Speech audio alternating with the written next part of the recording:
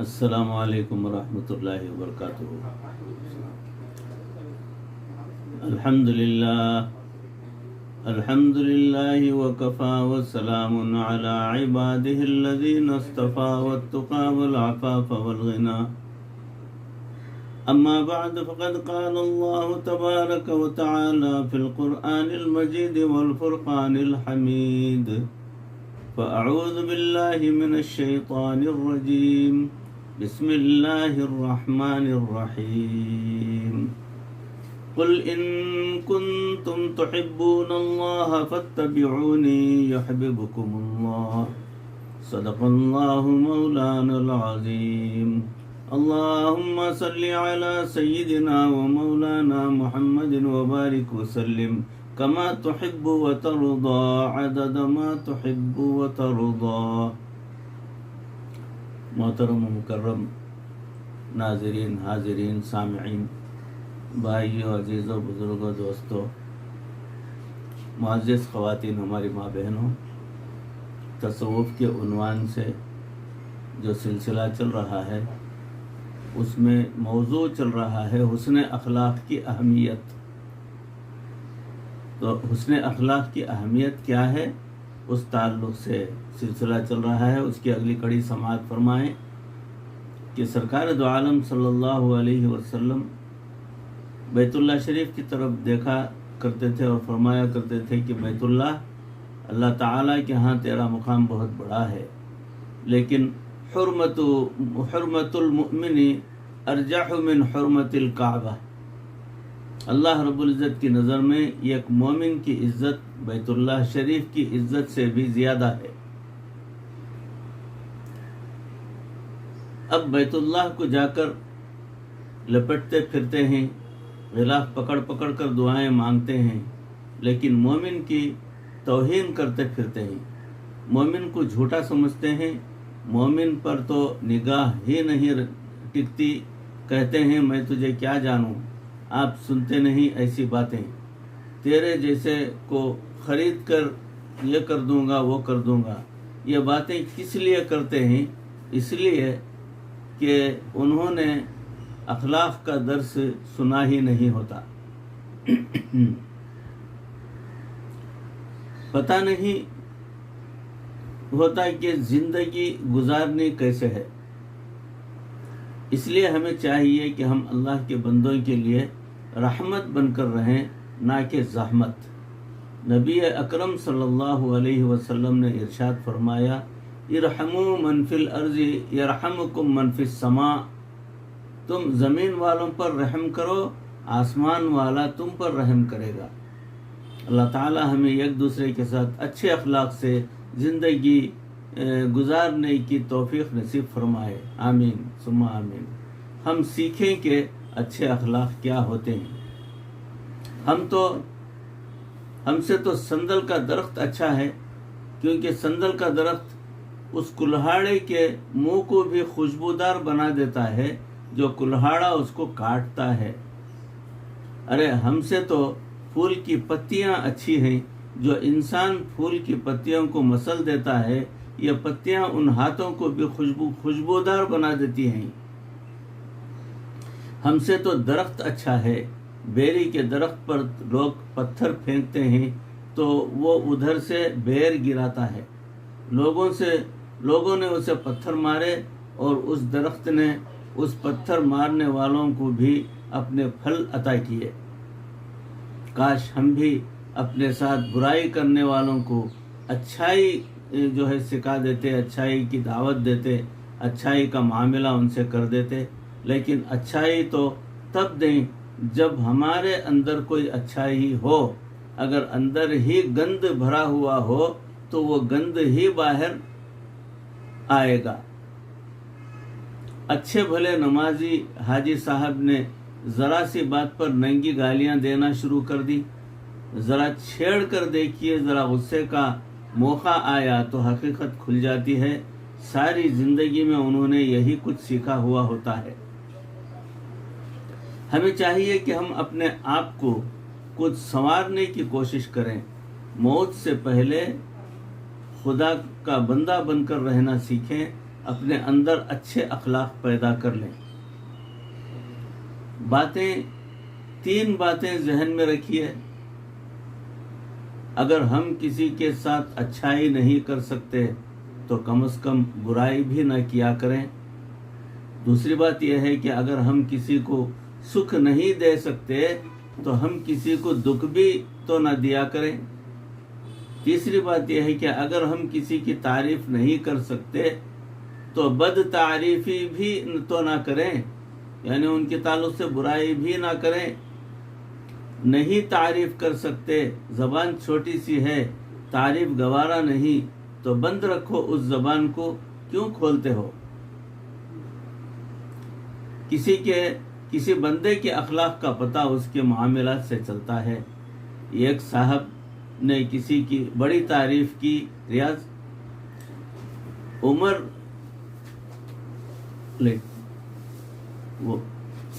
کسی بندے کے اخلاق کا پتہ اس کے معاملات سے چلتا ہے۔ ایک صاحب نے کسی کی بڑی تعریف کی۔ عمر رضی اللہ تعالیٰ نے اس سے پوچھا کہ تم نے کبھی اس کے ساتھ لین دین کیا ہے؟ کہنے لگا جی نہیں۔ اچھا، تو اس کے ساتھ کبھی سفر کیا ہے؟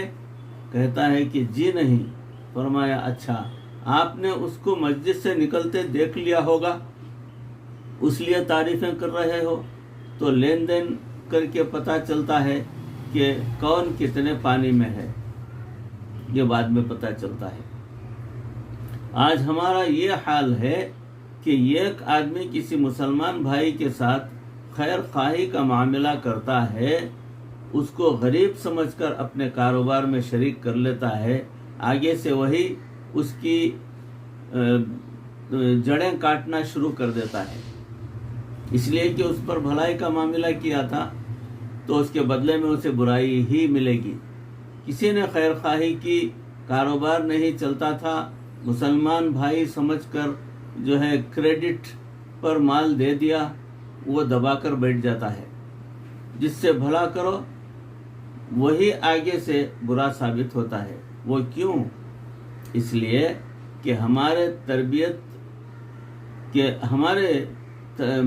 سے تربیت نہیں ہوئی، ہمیں کسی نے ہم کسی سے اخلاق نہیں سیکھے، نہ کسی کو اخلاق ہم نے سکھایا، یہ نہیں سمجھایا کہ انسانیت کسے کہتے ہیں۔ جب یہ انسانیت آئے گی تو ہمارے اندر خیر خواہی آ جائے گی، دوسروں کے بارے میں بھلائی آ جائے گی، پھر ہمارے دین کو دیکھ کر لوگ اسلام قبول کیا کریں گے، ہمارے معاملات کو دیکھ کر لوگ اسلام قبول کیا کریں گے۔ آج معاملہ الٹا ہے۔ جب ہماری زبان سے لوگ جھوٹ سنتے ہیں تو پھر سوچئے کہ مسلمانوں کے بارے میں ان کا کیا تصور بنے گا۔ ایک آدمی مجھے باہر کے ملک میں کہنے لگا کہ جب کوئی مسلمان انشاءاللہ کہہ دے تو سمجھ لیں کہ اس کا کام کرنے کا ارادہ نہیں ہے۔ میں حیران ہوا یہ بات سن کر۔ وہ کہنے لگا کہ میں ٹیچنگ کرتا ہوں، مسلمانوں میں نے یہ دیکھا ہے کہ جو کام انہوں نے کرنا ہو تو ٹھوس کہتے ہیں کہ جی میں یہ کام کروں گا، اور جہاں نیت خراب ہوتی ہے آگے سے کہتے ہیں انشاءاللہ۔ اب بتائیے کہ مسلمانوں کے ساتھ کام کرتے ہوئے کفار کے تجربے میں یہ بات آئی کہ جب انشاءاللہ کہہ دیں گے تو کام نہیں کریں گے، تو ہم نے اس اللہ کے نام کی نسبت کو کہاں تک نیچے گرا دیا۔ اللہ اکبر کبیرہ۔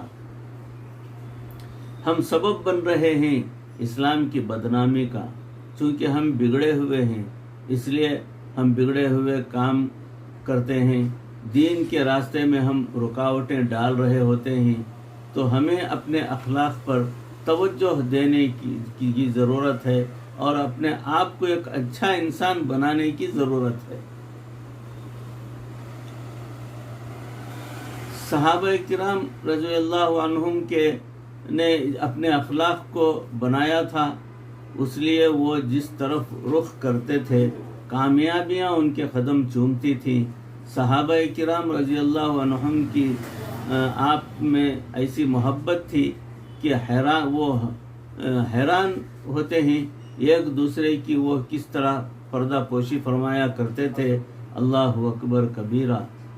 एक मरतबा सहाबा किराम बैठे थे, नमाज का वक्त करीब था। अचानक यूं महसूस हुआ कि किसी का वज़ू टूटा और बदबू महसूस हुई।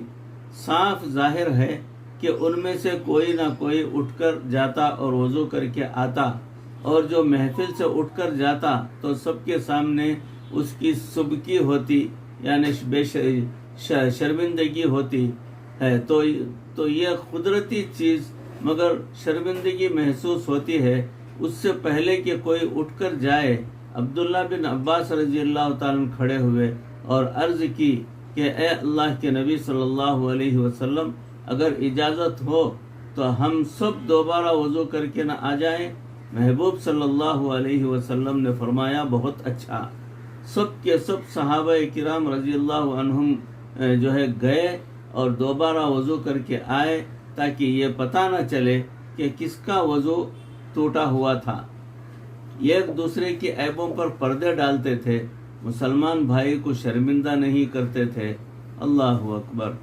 बवक्त क़त्ल भी खैर ख्वाही जो है करना भूलते नहीं थे।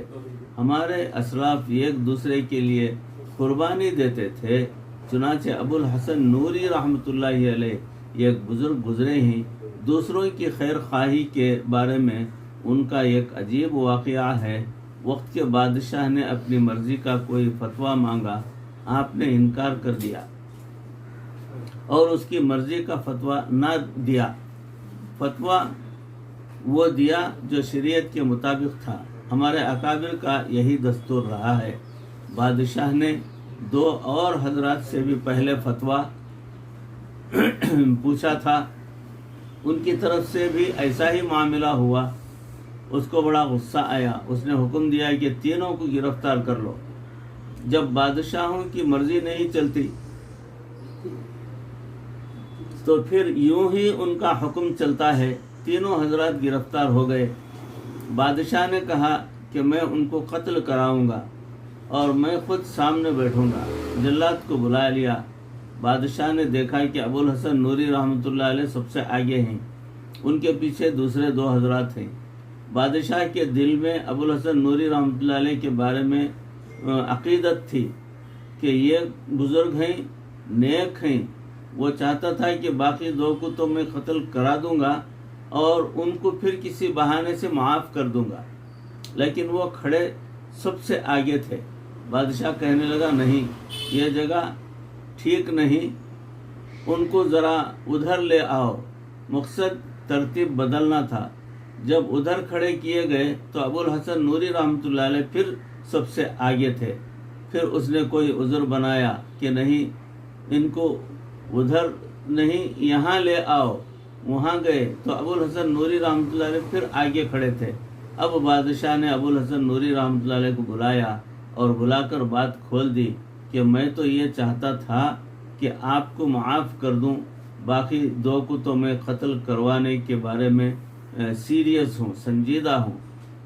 आप तीनों जगह सबसे आगे खड़े हैं, उसकी क्या वजह है? अबुल हसन नूरी रहमतुल्लाह अलैह ने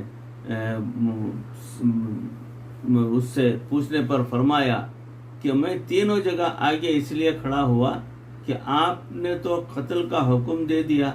मैंने सोचा कि जल्लाद पहले मुझे कत्ल करेगा और जितनी देर मुझे कत्ल करने में लगेगी मेरे भाइयों को उतनी देर जिंदा रहने का मौका मिल जाएगा। ये एक वक्त था कि हम अपने भाइयों के बारे में इतना फ़ायदा सोचा करते थे कि मरते मरते भी दूसरों का फ़ायदा सोचते थे। जंग यरमुक का वाक़या अक्सर बयान करते रहते हैं कि 3 सहाबा का आखिरी वक्त है, नज़ा का आलम है, सारा बदन जो है कटा हुआ है, सारे ज़ख़म सर से पैर तक ज़ख़म से जो है पूरा लबरेज हो चुके हैं। उनमें से एक को प्यास की शिद्दत से लगी, वो शिद्दत से पुकारते हैं अल आतश अल आतश। उनका कज़िन पानी लेकर जाता है। यही अल्फाज दूसरे सहाबी کی زبان سے سنتے ہیں تو اپنا منہ بند کر لیتے ہیں، اشارہ کرتے ہیں کہ پہلے ان کے پاس جاؤ، وہاں پانی لے کر جاتے ہیں تو وہ اشارہ کرتے ہیں کہ پہلے تیسرے کے پاس جاؤ، وہ تیسرے زیادہ محتاج ہیں، ان کے پاس جاتے ہیں تو وہ شہید ہو چکے ہوتے ہیں، تو وہ دیکھ کر واپس دوسرے کے پاس آتے ہیں تو دیکھتے ہیں تو وہ بھی شہید ہو چکے ہیں، اور وہاں سے پہلے صحابی کے پاس تشریف لاتے ہیں تو دیکھتے ہیں کہ وہ بھی جام شہادت نوش فرما چکے ہوتے ہیں۔ اللہ اکبر کبیرہ، یہ ہے آخری وقت میں بھی اپنے بھائی کی مدد کی فکر رکھنا، ان کے تعلق سے اچھی رائے قائم رکھنا۔ وہ حضرات عین سکرات موت کے وقت بھی دوسروں کو ترجیح دیتے تھے، مگر ہمارا حال یہ ہے کہ ہم ہوش و حواس میں بھی دوسروں کو ترجیح نہیں دیتے۔ ہمیں اپنے آپ کا جائزہ لینا چاہیے۔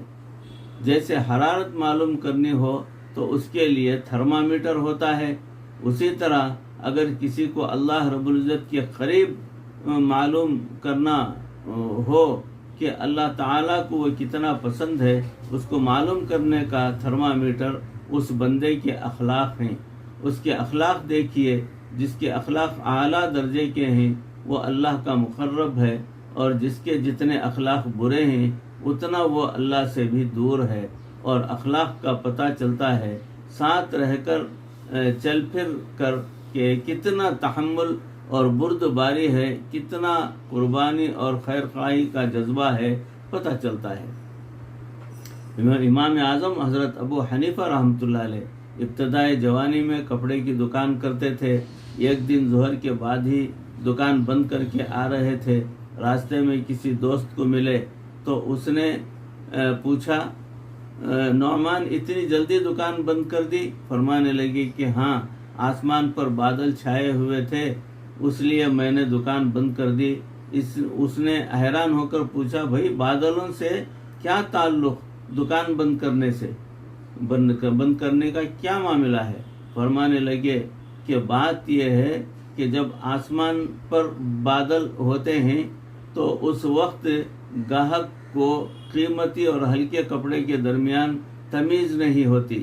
میں نے دکان بند کر دی تاکہ کوئی ہلکے کپڑے کو قیمتی سمجھ کر نہ لے جائے اور اس کا نقصان نہ ہو جائے۔ سوچئے کہ کبھی ہم کتنے خیر خواہ تھے دوسروں کے، تبھی تو کافر ملکوں سے لوگ آتے تھے مسلمانوں کے پاس۔ آپ ہمارے پاس آئیں اور ہمیں بھی یہ طریقہ زندگی سکھا دیں۔ کتنے ملک ایسے ہیں کہ یہاں مسلمانوں کی فوج بعد میں پہنچی اور اسلام وہاں پہلے پہنچ گیا۔ خطوط آتے تھے مسلمانوں کی طرف سے کہ آپ آ جائیے اور ہمیں اپنا طرز زندگی بتا دیجئے، ہم اس ظلم کی زندگی سے بیزار ہیں۔ یوں اسلام پھیلا تو ہماری زندگی جب شریعت و سنت کے مطابق ہوگی تو ہم سراپا خیر بن جائیں گے۔ اسی لیے فرمایا الدین النصیحہ، دین سراسر خیر خواہی ہے۔ بھائیوں، عزیزوں، بزرگوں، دوستوں، موضوع چل رہا ہے۔ اس موضوع کی اگلی کڑی انشاءاللہ اگلی نشست میں آپ کے روبرو پیش کی جائے گی۔ اللہ رب العزت ان کہی سنی باتوں کو اس عاجز کو بھی آپ تمام کو بھی عمل کرنے کی توفیق عطا فرمائے، دنیا اور آخرت ہماری بہتر فرمائے، مرتے دم تک کسی کا محتاج نہ بنائے، ایمان پر ہمارا خاتمہ فرمائے۔ وآخر دعوانا ان الحمد للہ رب العالمین۔ السلام علیکم ورحمۃ اللہ وبرکاتہ۔